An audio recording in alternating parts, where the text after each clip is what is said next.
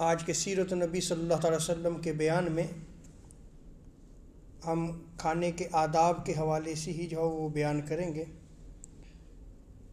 بخاری شریف کی روایت میں آتا ہے، حضرت عبداللہ ابن عمر رضی اللہ تعالی عنہما اس وقت تک نہیں کھاتے تھے حتیٰ کہ ایک مسکین کو لایا جاتا جو ان کے ساتھ جو ہے وہ کھانا کھاتا۔ پچھلے دروس میں ہم نے اس کو بیان کیا تھا کہ آقا علیہ السلام نے کبھی جو ہے وہ تنہا کھانا نہیں کھایا۔ جب بھی کھانا بندہ جو ہے وہ کھائے تو ایک بندے کو جو ہے وہ ساتھ شریک کر لے، اور یہ آقا علیہ السلام کی سنت مبارکہ پر جو ہے وہ عمل ہو جاتا ہے، حضور کی سیرت پہ جو ہے وہ عمل ہو جاتا ہے۔ اور صحابہ کرام رضوان اللہ تعالیٰ علیہم اجمعین دیکھیں کس قدر جو ہے وہ حضور صلی اللہ علیہ وسلم کی سیرت کو اپنی زندگی کے اندر رکھا کرتے تھے کہ جب تک ایک مسکین نہیں آتا تھا اس وقت جو ہے وہ کھانا نہیں کھاتے تھے۔ ایک مرتبہ ایسے ہوا کہ حضرت نافع نے ایک ایسے مسکین کو بھیجا کہ اس نے جو ہے وہ کھانا آپ کے ساتھ کھایا لیکن وہ سارا کھانا کھا گیا۔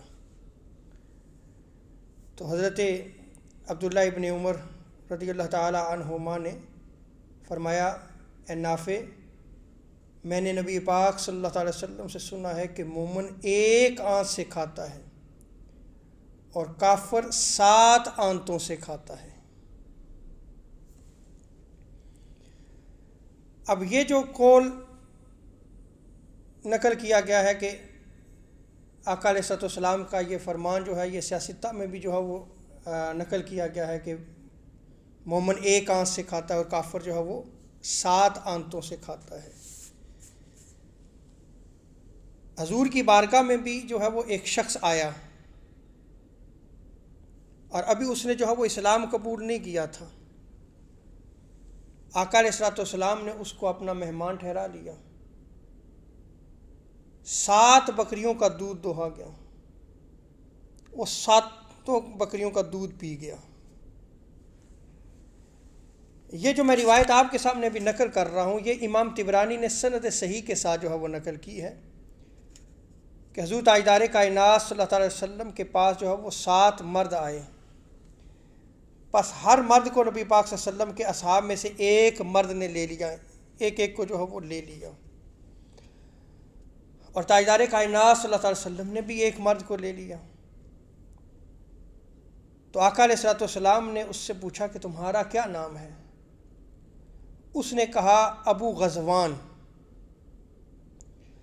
حضرت عبداللہ بن عمر انہوں نے کہا کہ نبی پاک صلی اللہ علیہ وسلم نے اس کے ساتھ 7 بکریوں کا دودھ دوہا تو اس نے ان 7 بکریوں کا دودھ پی لیا۔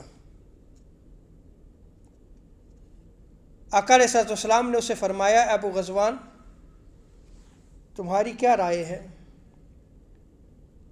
کیا تم اسلام کو قبول کر لو گے؟ پھر آقا علیہ السلام نے اس کے سینے مبارک پہ ہاتھ پھیرا، پوچھا کہ اسلام قبول کرو گے؟ عرض کیجیے یا رسول اللہ میں اسلام کو قبول کرتا ہوں۔ اور پھر جب صبح ہوئی تو آقا علیہ السلام نے اس کے لیے ایک بکری کا دودھ جو ہے وہ بھیجا، تو اس ایک بکری کا دودھ بھی وہ نہ پی سکا۔ تو نبی پاک صلی اللہ علیہ وسلم نے اس سے پوچھا، اے ابو غزوان کیا ہوا؟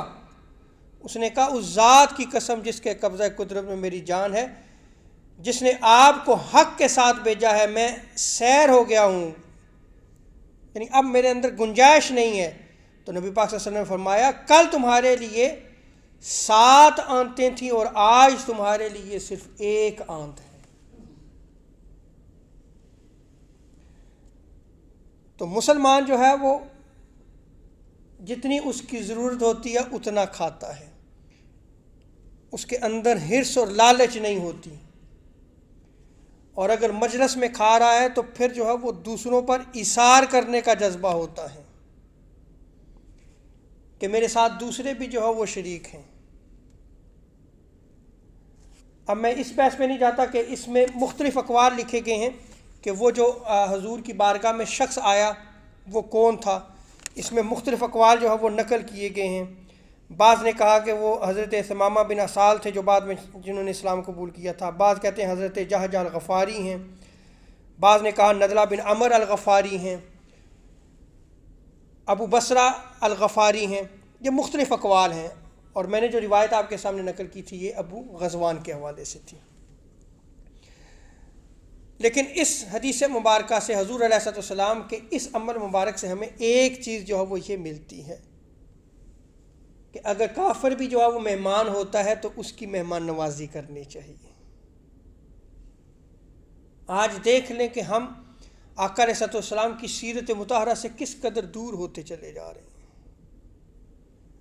مہمان آ جائے تو ہم بوجھ فیل کرتے ہیں، کھانے کے وقت اگر کوئی بندہ آ جائے تو ہم برا محسوس کرتے ہیں کہ لو جی کور آ گیا جی۔ آپ دیکھ لیں کہ ہمارے اندر جو ہے وہ کس قدر جو ہے وہ اسلام سے دوری ہوتی چلی جا رہی ہے۔ آقا علیہ السلام کی سیرت کو ہم چھوڑتے چلے جا رہے ہیں۔ آقا علیہ السلام تو اکیلا کھانا نہیں کھاتے تھے، صحابہ کا یہ معمول تھا کہ باقاعدہ مسکین تلاش کیا کرتے تھے کہ وہ ساتھ جو ہے وہ مل کر بیٹھ کر کھانا کھائے۔ اور پھر یہاں سے ایک اور نقطہ یہ بھی ثابت ہوا، یہ تو مہمان ہوا نا کافر، آقا علیہ السلام نے مہمان نوازی کی۔ بعض روایات میں آیا کہ آپ نے حکم دیا کہ بکریوں کا دودھ دوہا جائے، بعض میں آپ نے خود بکریوں کا دودھ دوہا اور جو ہے وہ اس کو پیش کیا۔ آج جو ہے وہ ہمارا حال یہ ہو چکا ہے کہ ہم اپنے مسلمان کو جو ہمارے نقطہ نگاہ سے جو ہے وہ اختلاف رکھتا ہو، ہم اس کے ساتھ بیٹھنا گوارا نہیں کرتے، ہم اس کو مسلمان تصور نہیں کرتے۔